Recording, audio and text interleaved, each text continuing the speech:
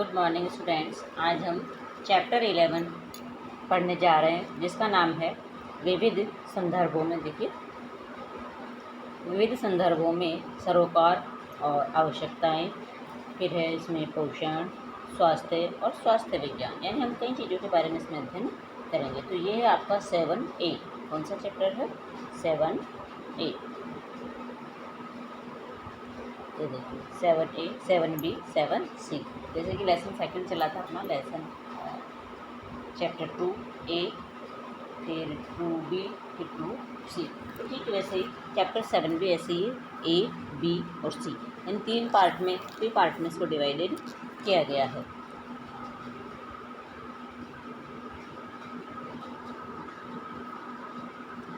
अब देखेंगे सबसे पहले हम इसकी भूमिका। आज के दौर में हर व्यक्ति एक स्वस्थ तथा उच्च गुणवत्ता वाला जीवन जीना चाहता है। स्वास्थ्य प्रत्येक मनुष्य का मूलभूत अधिकार है। यहाँ तक कि मानव अधिकारों की विश्वव्यापी घोषणा में भी कहा गया है कि हर व्यक्ति को अपने तथा परिवार के लिए पर्याप्त आहार के साथ साथ अच्छे स्वास्थ्य के लिए उचित जीवन स्तर पाने का अधिकार है। इन सब प्रकार की घोषणाओं एवं विभिन्न प्रयासों के बावजूद भी विभिन्न पर्यावरणीय परिस्थितियों तथा स्वयं के त्रुटिपूर्ण एवं तनावपूर्ण जीवन शैली के कारण हमारे स्वास्थ्य पर कई नकारात्मक प्रभाव पड़ते हैं। विश्व स्वास्थ्य संगठन ने स्वास्थ्य को निम्न रूप से परिभाषित किया है: स्वास्थ्य केवल रोगों की अनुपस्थिति नहीं, बल्कि पूर्ण शारीरिक, मानसिक तथा सामाजिक स्वस्थता है, जिसमें व्यक्ति अपने वातावरण की चुनौतियों के अनुरूप प्रतिकार करने में सफल रहता है। उपरोक्त परिभाषा में रोग शब्द का तात्पर्य निम्न स्थितियों से है। देखिए, फर्स्ट है इसमें शारीरिक स्वास्थ्य को किसी भी प्रकार की क्षति के रूप में। सेकंड, शरीर के किसी भाग या अंग का किसी भी कारण से काम नहीं करना, यानी शारीरिक असमर्थता। और फिर है ऐसी कोई भी परिस्थिति जो व्यक्ति को सामान्य रूप से काम करने में बाधा डाले या उसे स्वस्थ न रहने दे।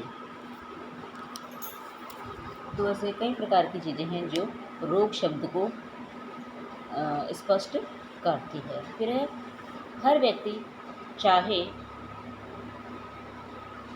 वह किसी भी देश, प्रांत, समाज, भाषा, लिंग से संबंध रखता हो, स्वस्थ व स्वच्छ वातावरण में रहना व पूर्ण स्वस्थता को प्राप्त करना उसका अधिकार है। अतः हम सबके लिए यह जरूरी हो जाता है कि अच्छे स्वास्थ्य के लिए हम अपने जीवन शैली और पर्यावरणीय स्थितियों में सुधार करें। अब है स्वास्थ्य तथा उसके आयाम। स्वास्थ्य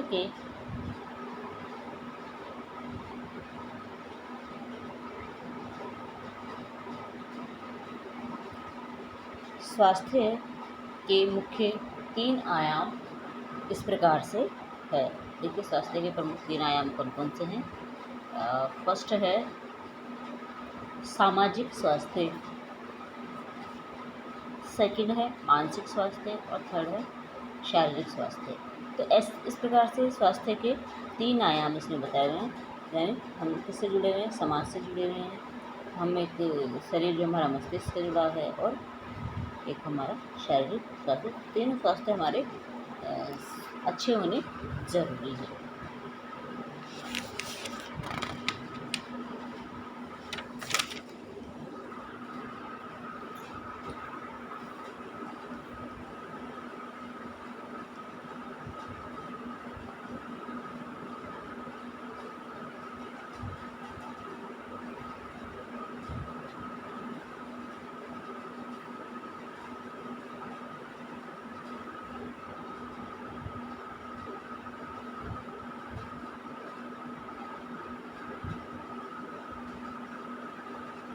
अब हमारा सामाजिक स्वास्थ्य। देखिए, सामाजिक स्वास्थ्य का तात्पर्य व्यक्ति की उस क्षमता से है जिसके द्वारा वह समाज में रहते हुए लोगों से अर्थपूर्ण एवं स्वस्थ संबंध स्थापित करता है। सरल शब्दों में कहें तो सामाजिक स्वास्थ्य व्यक्ति की वह क्षमता है जिसके कारण वह स्वयं को समाज में स्थापित कर पाता है, अर्थात सामाजिक परिस्थितियों में व्यक्ति के अनुकूलन की क्षमता है। देखिए, सामाजिक स्वास्थ्य भी हमारा बहुत ज़रूरी होता है। कैसे कि हम में कैपेसिटी होनी चाहिए कि हम समाज में एक प्रतिष्ठित व्यक्ति के रूप में जाने जाएं। तो ये हमारी स्वयं की कला है और यह हमारा एक स्वास्थ्य जब अच्छा रहेगा तभी हम में यह कला आएगी। इसलिए हर तरीके से हमें स्वस्थ रहना ज़रूरी होता है। हर तरीके से जब हम स्वस्थ रहते हैं तो हम समाज के साथ उचित तालमेल बिठा सकते हैं। अब देखिए, इसका आशय उस समाज से भी है जिसमें सभी नागरिकों को अच्छे स्वास्थ्य के लिए अनिवार्य वस्तुओं तथा सेवाओं का लाभ उठाने के लिए एक समान अवसर उपलब्ध हो। अतः हम कह सकते हैं कि सामाजिक स्वास्थ्य का तात्पर्य व्यक्ति के सामाजिक कौशलों से होता है, जिसके द्वारा वह दूसरे लोगों और सामाजिक संस्थाओं के साथ अच्छी तरह व्यवहार कर संबंध स्थापित करता है।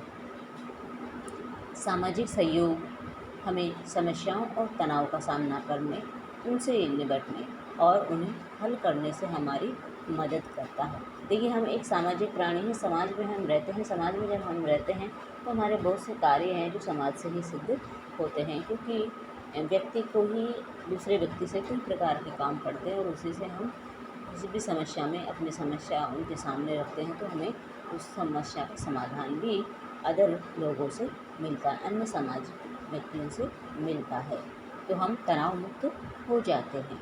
विभिन्न प्रकार के सामाजिक क्रियाकलाप बच्चों तथा वयस्कों में सकारात्मक समायोजन करने में योगदान देते हैं और व्यक्तिगत विकास को भी प्रोत्साहित करते हैं। पिछले कुछ समय से व्यक्ति के सामाजिक स्वास्थ्य को बेहतर बनाने पर विशेष बल दिया जा रहा है, क्योंकि वैज्ञानिक अध्ययनों द्वारा यह सिद्ध हो चुका है कि नागरिक सामाजिक रूप से स्वस्थ व्यक्ति दीर्घ आयु होते हैं तथा बीमारियों से भी जल्दी उबर जाते हैं। सामाजिक रूप से स्वस्थ व्यक्ति को ही दूसरों के प्रति अपनी जिम्मेदारी का एहसास होता है। वह सबको साथ लेकर समाज की भलाई के लिए सदैव तत्पर रहता है। इसलिए सामाजिक स्वास्थ्य भी बहुत ज़रूरी होता है। फिर है सामाजिक स्वास्थ्य के निर्धारक।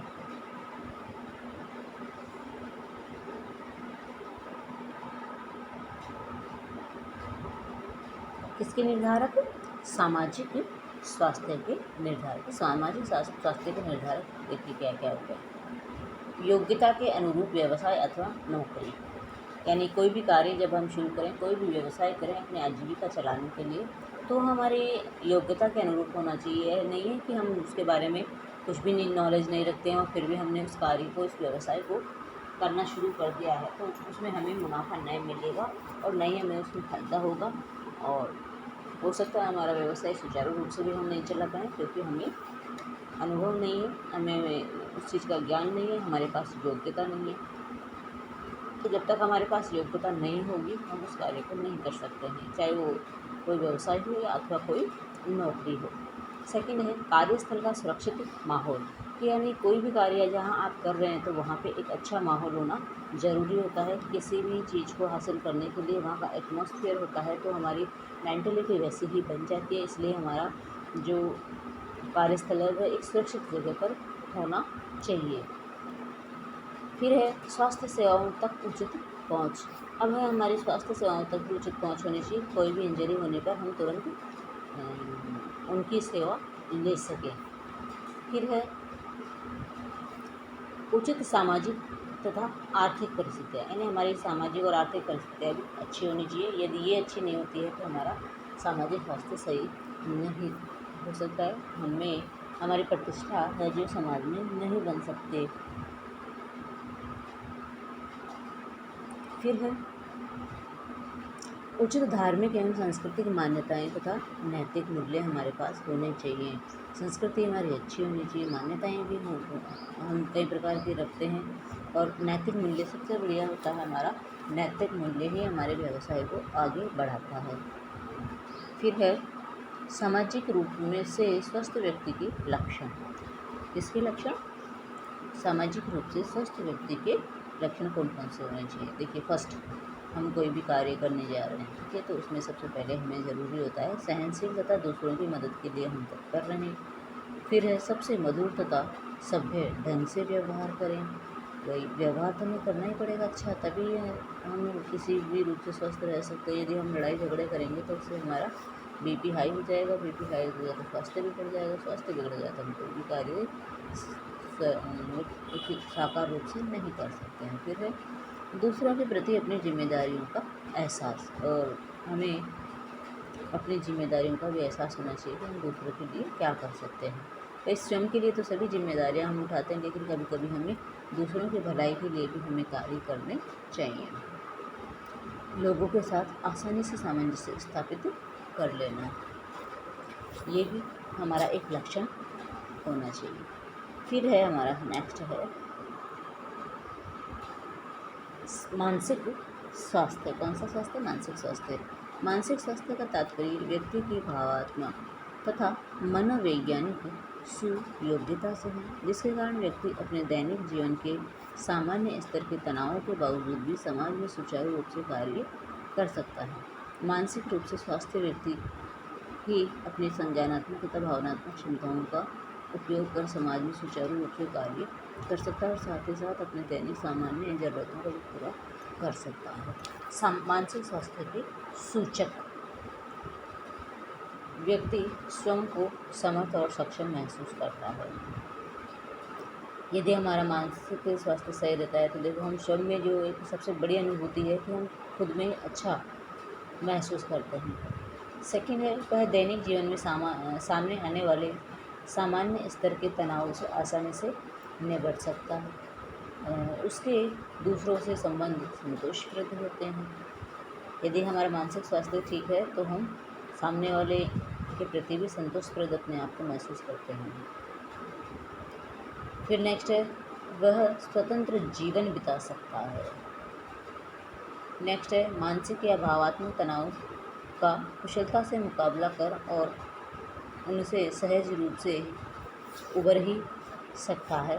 तनावपूर्ण स्थितियों में घबराता या डरता भी नहीं है बिल्कुल भी, और प्रतिदिन की समस्याओं से हार नहीं मानता है। तो ये सब चीज़ें कब लागू होती है? जब हम एक मानसिक रूप से स्वस्थ होते हैं, तभी हम इतना कर पाते हैं, अन्यथा हम नहीं कर पाते हैं। थर्ड है हमारा शारीरिक स्वास्थ्य, फिजिकली हेल्थ। शारीरिक स्वास्थ्य का तात्पर्य व्यक्ति की शारीरिक क्षमताओं एवं सुयोग्यताओं से है, जिसके कारण व्यक्ति शारीरिक रूप से चुस्त दुरुस्त रहते हुए अपने दैनिक क्रियाकलापों को बिना किसी समस्या के आसानी से कर पाता है। सरल शब्दों में कहें तो शारीरिक स्वास्थ्य का तात्पर्य व्यक्ति के शरीर के भीतरी तथा बाहरी अंगों के सुचारू क्रियाकलाप से है। शारीरिक रूप से स्वस्थ व्यक्ति ही अपने दैनिक कार्यों को आसानी से और बिना अनावश्यक रूप से थके हुए कर पाता है। इसके अतिरिक्त शारीरिक रूप से स्वस्थ व्यक्ति ही विभिन्न प्रकार के रोगों एवं संक्रमणों से मुक्त रहता है।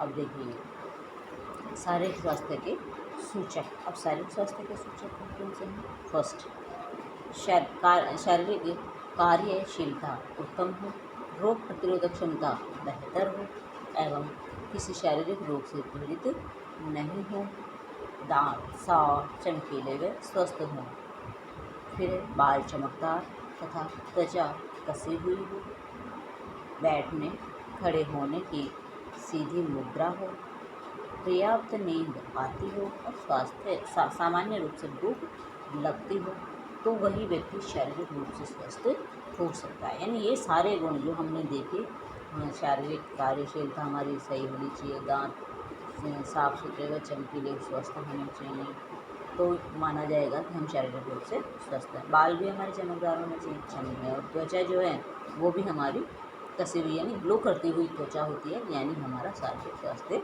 ठीक है। बैठने और खड़े होने की सीधी मुद्रा, यानी कई बार क्या होता है कि किसी की कमर वमर झुक जाती है, तो इसका मतलब है कि उसके कमर में या कहीं पे भी प्रॉब्लम है तो वो शारीरिक रूप से स्वस्थ नहीं माना जाएगा।